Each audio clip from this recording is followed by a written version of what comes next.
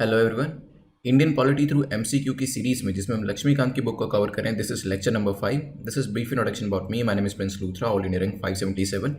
और इस वीडियो के अंदर हम जो टॉपिक्स डिस्कस करने वाले जिसके ऊपर हमने एमसीक्यूज बनाया वो कुछ इस तरीके से। हमने एक कॉन्स्टिट्यूंट बॉडी के ऊपर एमसीक्यू बनाया है, legislative body, first flag, rules of procedure committee, drafting committee को भी कवर करेंगे। देन कॉन्स्टिट्यूशन कब अडॉप्ट किया गया था इसके ऊपर एक क्वेश्चन है, पार्लियामेंट के ऊपर भी एक क्वेश्चन है, कॉन्स्टिट्यूंट असेंबली के ऊपर एक दूसरा क्वेश्चन है, देन सिंबल ऑफ सील के ऊपर भी एक क्वेश्चन है, and then finally constitution adviser के ऊपर भी एक एमसीक्यू बनाया गया है। जैसे ही हमारी लक्ष्मीकांत एमसीक्यू की पूरी सीरीज़ है, इसी तरीके से एक स्पेक्ट्रम की सीरीज़ भी है जिसको आप जो है चेकआउट कर सकते हैं। लिंक इसका नीचे डिस्क्रिप्शन में दिया गया है। मार्किंग स्कीम हमारी कुछ इस तरीके से रहेगी कि अगर अपर टू ब्रैकेट्स में आपके मार्क्स होते हैं तो उसे सेफ जोन माना जाता है, और यहाँ पे आप more than equal to 60% score कर रहे होते हैं। अगर 6 से कम मार्क्स आते हैं तो आपको दोबारा से अटैम्प्ट करने की ज़रूरत है, क्योंकि वहाँ पे परफॉर्मेंस जो है उसकी इंप्रूवमेंट के अंदर काफ़ी स्कोप होता है। चलिए मेकिंग ऑफ द कॉन्स्टिट्यूशन देखते हैं। फर्स्ट स्टेटमेंट को देखते हैं यहाँ पे, फर्स्ट क्वेश्चन को। पहला क्वेश्चन है, who headed the constituent assembly when it met as a constituent body. जो हमारी कॉन्स्टिट्यूएंट असेंबली थी वो पहले एक कॉन्स्टिट्यूएंट बॉडी की तरह मिली थी, तो तब उसको हेड कौन कर रहे थे? क्या डॉक्टर राजेंद्र प्रसाद उसको हेड कर रहे थे, जीवी मावलंकर जी हेड कर रहे थे, अंबेडकर हेड कर रहे थे, या मिस्टर अयंगर हेड कर रहे थे? सोचिए क्या आंसर होगा, फिर इसको हम डिस्कस करेंगे। चलिए देखिए, जो आपकी कॉन्स्टिट्यूएंट असेंबली थी ये बेसिकली दो तरीके से मिलती थी। तो आपकी ये कॉन्स्टिट्यूएंट असेंबली है, ये एज ए कॉन्स्टिट्यूएंट बॉडी मिलती थी एंड लेजिस्लेटिव बॉडी मिलती थी। जिस दिन ये एज ए कॉन्स्टिट्यूएंट बॉडी मिलती थी उस दिन तो एक कॉन्स्टिट्यूशन बनाने का काम करते थे, ठीक है।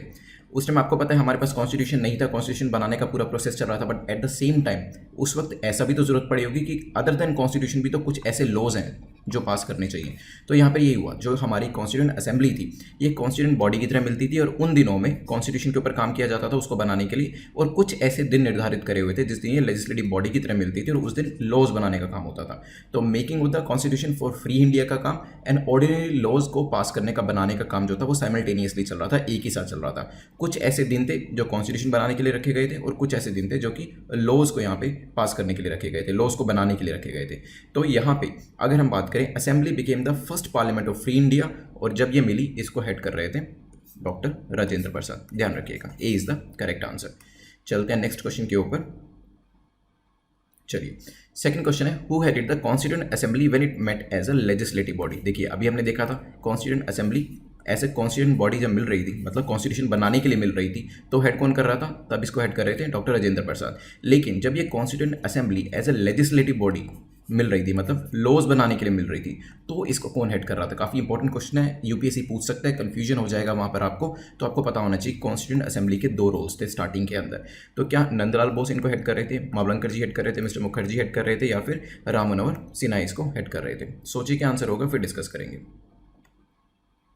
चलिए देखिए, ये जो ड्यूअल रोल था ना कॉन्स्टिट्यूएंट असेंबली का, ये चला 26 नवंबर 1949। क्योंकि अगर आपने प्रीएम्बल पढ़ा है, दिस वाज द डे जो हमने लिखा है, we adopt an act and give to ourselves this constitution. मतलब ये वो दिन था जब हमने अपने कॉन्स्टिट्यूशन को अडॉप्ट किया, एनेक्ट किया और अपने आप को दिया, ठीक है। तो एक तरीके से देखा जाए कॉन्स्टिट्यूशन बनाने का प्रोसेस तो कंप्लीट हो गया। तो यहाँ पे ये पूरा काम जो था वो लेजिस्लेटिव बॉडी की तरह ही करती रही। यहाँ पे एज ए लेजिस्लेटिव बॉडी इसको हेड कर रहे थे जीवी मावलंकर जी। एक बार फोटो देख लीजिए, कुछ इस तरीके से। चलिए नेक्स्ट क्वेश्चन पे चलते हैं। नेक्स्ट क्वेश्चन पूछ रहा है, which of the following function perform by constituent assembly. Constituent assembly कौन कौन से फंक्शंस को परफॉर्म कर रही थी? इन तीनों में से पहला, it adopted the national flag on July 22, 1947। इस पर्टिकुलर असेंबली ने 22 जुलाई 1947 को नेशनल फ्लैग को अडॉप्ट किया, हो सकता है। It adopted national anthem on January 24, 1950। National anthem को 24 जनवरी 1950 को अडॉप्ट किया, ये भी हो सकता है। और नेशनल सॉन्ग को इसने जनवरी 26, 1950 को 2 दिन के बाद यहाँ पे अडॉप्ट किया। सोचिए क्या आंसर होगा, फिर इसको डिस्कस करते हैं। चलिए देखिए, जो नेशनल फ्लैग को अडॉप्ट करने की बात है 22 जुलाई 1947 को हुआ था, पहली स्टेटमेंट ठीक है। और नेशनल एंथम की बात करी जाए तो यस, जनवरी 24, 1950 को इसे अडॉप्ट किया गया था। और नेशनल एंथम और नेशनल सॉन्ग को एक ही दिन अडॉप्ट किया गया था, इसके लिए कोई अलग अलग दिन नहीं थी। तो ध्यान रखिएगा 24 जनवरी 1950 ही वो दिन था जब नेशनल एंथम को as well as national song दोनों को ही अडॉप्ट किया गया था। तो जनवरी 26 ये जो डेट दी गई है ये गलत है। इसको याद करने का तरीका यही है कि आप इस तरीके से देखिए, आप पहले जो आपका फ्लैग होता है उसे होस्ट करते हैं। होस्ट करने के बाद ही आप नेशनल एंथम को गाते हैं, ठीक है। तो डेफिनेटली जो आपकी होस्टिंग होती है, यहाँ पे नेशनल फ्लैग को अडॉप्ट किया गया, ये पहले किया गया जुलाई 22, 1947 को, और उसके 3 साल के बाद नेशनल एंथम को अडॉप्ट किया गया। याद रखने का तरीका ये है कि पहले आप नेशनल फ्लैग को होस्ट करते हैं, इसलिए उसकी डेट पहले आती है, और फिर नेशनल एंथम को गाते हैं, उसकी डेट बाद में आती है। तो हमारा जो आंसर होगा यहाँ पे होगा बी। चलते हैं नेक्स्ट क्वेश्चन के ऊपर, which is question number 4। Question number 4 कहता है which of the following pair जो है यहाँ पे करेक्ट है। आपके 3 पेयर्स दे रखे हैं। पहला है rules of procedure committee. Rules of procedure committee जो थी वो सचिदानंद सिन्हा के अंडर में थी, हो सकता है। यूनियन पावर्स कमेटी जो थी उसको नेहरू जी हेड कर रहे थे, ये भी हो सकता है। देन प्रोविंशियल कॉन्स्टिट्यूशन कमेटी को पटेल जी हेड कर रहे थे, सरदार पटेल हेड कर रहे थे, ये भी हो सकता है। सोचिए क्या आंसर होगा, फिर हम इसको डिस्कस करेंगे। चलिए, तो यहाँ पे रूल्स ऑफ प्रोसीजर कमेटी को सचिदानंद सिन्हा नहीं, डॉक्टर राजेंद्र प्रसाद हेड कर रहे थे, और सचिदानंद सिन्हा जी थे वो एक स्टीयरिंग कमेटी थी उसको हेड कर रहे थे, ठीक है। मैंने आपको लास्ट वीडियो में दिखाया था, वेरियस कमेटीज़ थी और उनको याद रखने का तरीका भी बताया था, कुछ ना कुछ निमोनिक्स बनाने के लिए भी मैंने आपको कहा था। अगर बात करें सेकंड पेयर की, तो union powers committee Nehru ji head कर रही थी, सेकंड स्टेटमेंट ठीक है। थर्ड जो सरदार पटेल जी हैं वो प्रोविंशियल कॉन्स्टिट्यूशन कमेटी को हेड कर रहे थे, सेकंड थर्ड सही होने की वजह से आंसर हो जाएगा सी। अब बात करी जाए कमेटीज़ बनाई क्यों गई थी। देखिए, कॉन्स्टिट्यूशन असेंबली ने वेरियस कमेटीज़ को बनाया था ताकि डिफरेंट टास्क्स जो थे कॉन्स्टिट्यूशन मेकिंग के टाइम पे, जब आप कॉन्स्टिट्यूशन बना रहे थे तो छोटे बड़े काफ़ी सारे काम्स थे, तो इसी वजह से छोटी बड़ी काफ़ी सारी कमेटीज़ बनाई गई थी, जिसमें से 8 मेजर कमेटीज़ थी जिनको मेजर काम दिए गए थे, और जो छोटे छोटे काम थे उसके लिए काफ़ी सारी माइनर कमेटीज़ भी बनाई गई थी। चलिए नेक्स्ट क्वेश्चन पे चलते हैं, which is question number 5। Drafting committee के बारे में क्वेश्चन है, which of the following was were members of drafting committee. तो ड्राफ्टिंग कमेटी के मेंबर्स कौन कौन से थे। क्या एन गोपाल स्वामी अयंगर इसके मेंबर थे, हो सकता है। अलादी कृष्ण स्वामी अय्यर इसके मेंबर थे, हो सकते हैं। टी कृष्णमाचारी इसके मेंबर थे, ये भी हो सकते हैं। डीपी खेतान क्या इसके मेंबर थे, ये भी हो सकते हैं। सोचिए क्या आंसर होगा, फिर हम इसको डिस्कस करेंगे। चलिए, मैंने आपको बताया था जब हम कॉन्स्टिट्यूशन बना रहे थे, कॉन्स्टिट्यूशन बनाने के लिए काफ़ी सारी मेजर एंड माइनर कमेटी बनाई गई थी। मैंने बताया था कि काफ़ी बड़े और छोटे कामों के लिए मेजर और माइनर कमेटीज़ को गठन किया गया था। इसमें सबसे इंपॉर्टेंट कमेटी जो थी वो थी ड्राफ्टिंग कमेटी, जिसको अगस्त 29 1947 को फॉर्म किया गया था, और जो मेजर टास्क था यहाँ पे कॉन्स्टिट्यूशन का ड्राफ्ट बनाने का वो इस कमेटी को दिया गया था। इस कमेटी के अंदर, बिकॉज ये बहुत बड़ा काम है अपने आप में और बहुत रिस्पॉन्सिबल काम दिया गया था, तो मेंबर्स भी जो थे वो काफ़ी ज़्यादा थे। इसके जो मेंबर्स थे उसमें सबसे पहले तो होंगे जो इसके चेयरमैन थे, काफ़ी इंपॉर्टेंट रोल प्ले कर रहे थे, वो थे डॉक्टर BR अम्बेडकर जी, वो इसको हेड कर रहे थे। उसके अलावा एन गोपाल स्वामी अयंगर इसमें पार्ट थे, अलादी कृष्ण स्वामी अय्यर भी थे, टी कृष्णमाचारी भी थे, और डीपी खेतान भी थे। तो यहाँ पे हमारा आंसर हो जाएगा ए। एक बार तफसील से देखने की और कौन कौन से इसके अंदर मेंबर्स थे। 7 मेंबर्स थे यहाँ पे।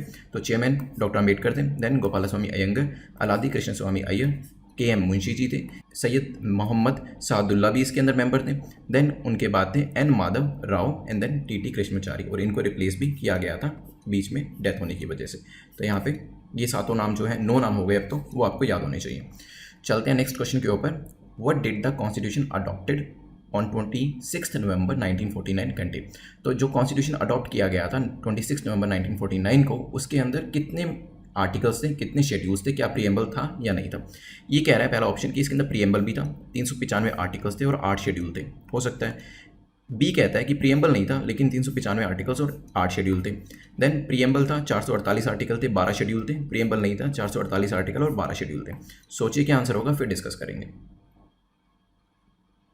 चलिए, सबसे पहले तो आप मुझे कमेंट सेक्शन में बताइएगा कि क्या preamble is part of the constitution और नॉट। इसके ऊपर वेरियस केसेस हैं जो ऑफकोर्स हम आगे आने वाले टाइम में डिस्कस करेंगे, जैसे LIC का इसके अंदर एक केस है, बेरोजगारी केस है, तो ये सब हम डिस्कस करेंगे। बट पहले येस और नो में मुझे बताइएगा कमेंट सेक्शन के अंदर कि क्या प्रीएम्बल पार्ट है हमारे कॉन्स्टिट्यूशन का या नहीं है।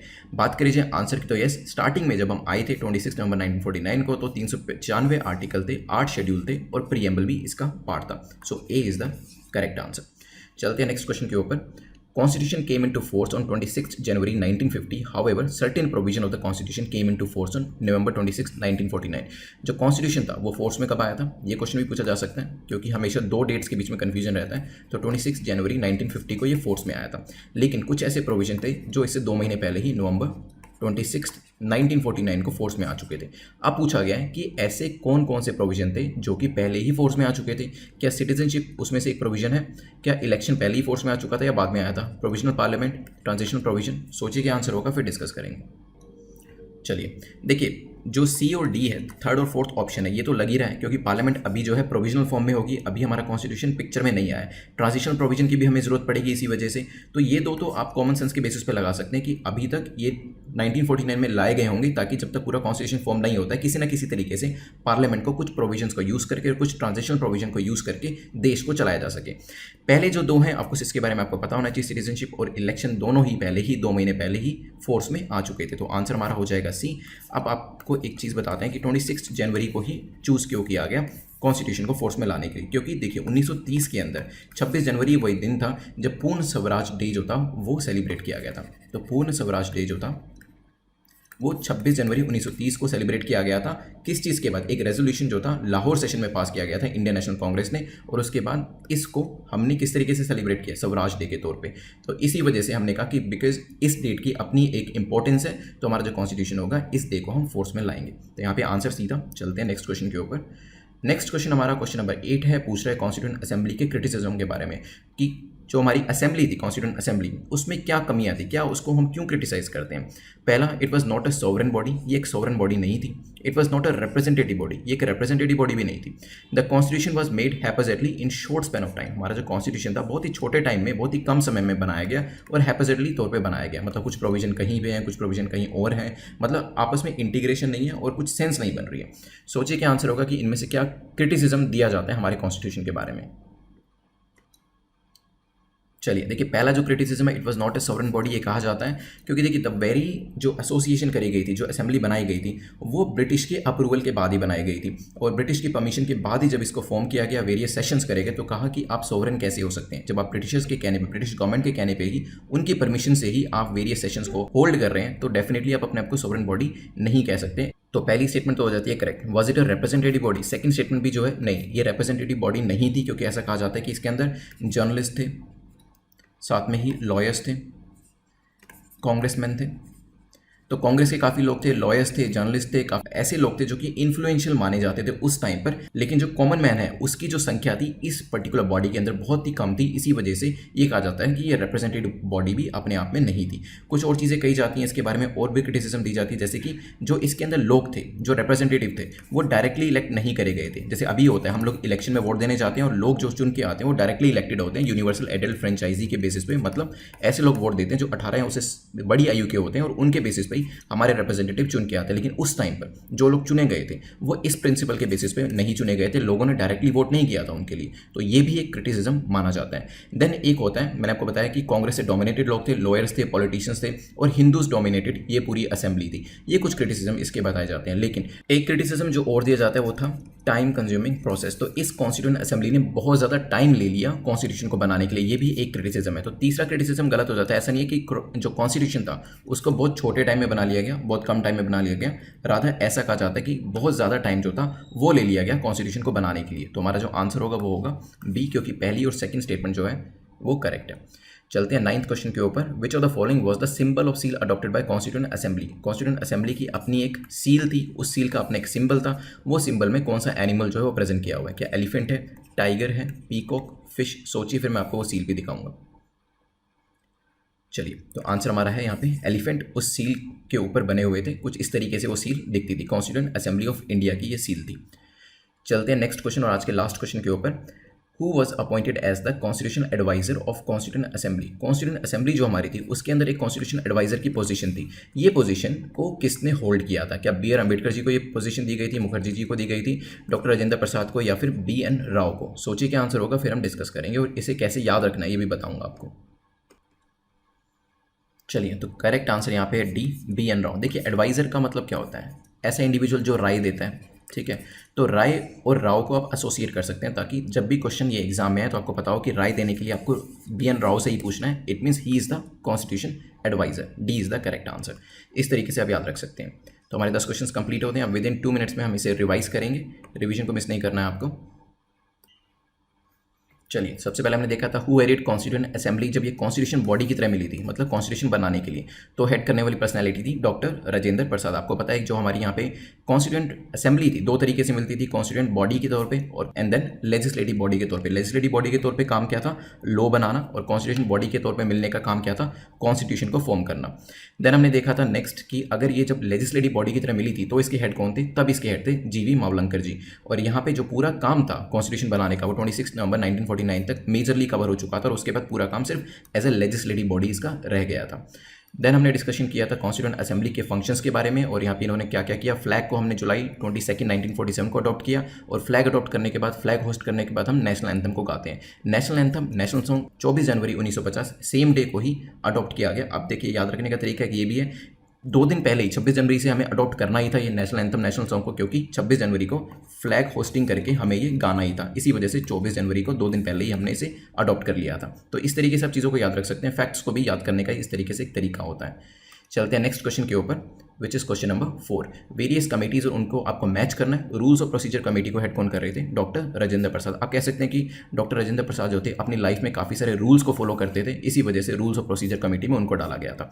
Union power committee, Nehru was a very powerful personality, इसलिए उन्हें यूनियन पावर कमेटी का हेड बनाया गया था। सरदार पटेल तो आप जानते हैं कि उन्होंने वेरियस प्रोविंसेस, अराउंड 600 देशी रियासतें जो थी, जो अलग अलग होना चाहती थी इंडिया से, उनको इकट्ठा किया था। इसी वजह से प्रोविंसेस का, प्रोविंशियल कॉन्स्टिट्यूशन कमेटी का हेड तो उनको बनाना ही था।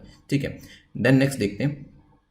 नेक्स्ट था हमारा कि ड्राफ्टिंग कमेटी में कौन कौन मेंबर थे। मैंने आपको सभी मेंबर्स के बारे में बताया था यहाँ पे। जो इसके चेयरमैन थे वो थे डॉक्टर बी आर अम्बेडकर, और वेरियस मेंबर्स थे, डॉक्टर अयंगर थे, इसमें कृष्ण स्वामी अय्यर थे, मोहम्मद सदाउल्ला थे, और इसमें एन माधव राव, टी कृष्णाचार्य, ये सभी थे। 3-4 बार पढ़ेंगे तो ये नाम याद हो जाएंगे आपको। देन देखते हैं नवंबर 26 1949 के बारे में। कॉन्स्टिट्यूशन अडॉप्ट किया गया था, तब कॉन्स्टिट्यूशन के अंदर प्रीएम्बल भी था, 395 आर्टिकल्स थे और 8 शेड्यूल थे। प्रीएम्बल क्या कॉन्स्टिट्यूशन का पार्ट है या नहीं है, वो मुझे कमेंट सेक्शन में आप बताइएगा। फिर हमने देखा था कॉन्स्टिट्यूशन जो था 26 जनवरी 1950 को फॉर्म में आया था। हाउएवर कुछ इसके प्रोविजन ऐसे थे जो कि 2 महीने पहले ही फोर्स में आ चुके थे। 2 ऐसे प्रोविजन जो मैंने आपको कॉमन सेंस के बेसिस पे बताए थे कि पार्लियामेंट को चलाना है, देश को चलाना है, तो कुछ प्रोविजंस जो हैं वो तो आपको फोर्स में पहले ही लाने पड़ेंगे। सिटीजनशिप और इलेक्शन दोनों को ही हम 2 महीने पहले लेके आए थे, और पूरा जो हमारा कॉन्स्टिट्यूशन फोर्स में आया था वो 26 जनवरी 1950 को आया था, क्योंकि ये हमारा पूर्ण स्वराज डे हुआ करता था कभी, और इसी वजह से इस दिन को मेमोराइज करने के लिए हमने ऐसा किया था। फिर हमने डिस्कस किया क्रिटिसिज्म के बारे में कि कॉन्स्टिट्यूएंट असेंबली की क्रिटिसिज्म क्या थी। देखिए, ये जो बॉडी थी, ऐसा कहा जाता है कि सोवरेन बॉडी नहीं थी, ये इसकी क्रिटिसिज्म है। Then it was not a representative body, बहुत ही लॉप साइडेड थी। कांग्रेस के लोग ज़्यादा थे, हिंदू ज़्यादा थे, लोअर्स ज़्यादा थे, पॉलिटिशियन ज़्यादा थे, कॉमन मैन की संख्या कम थी।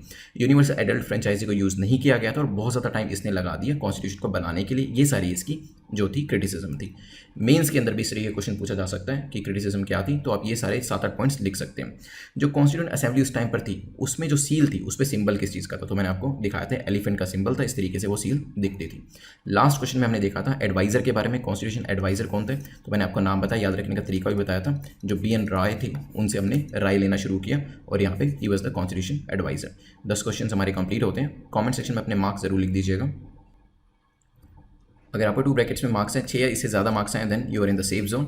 नीचे के ब्रैकेट्स में अगर मार्क्स हैं, then you have to attempt again, दोबारा से अटेम्प्ट करिए। एक्सप्लेनेशन को बिल्कुल ध्यान से सुनिएगा, बिकॉज सारा जो मटेरियल होता है ना वो एक्सप्लेनेशन के अंदर ही होता है। वहाँ से आपको नोट्स बनाने हैं, फर्स्ट टाइम में मत बनाइएगा, काफ़ी सारे पॉइंट्स छूट जाएंगे। कोशिश करिए कि सेकंड टाइम अराउंड में आप नोट्स बना सकते हैं।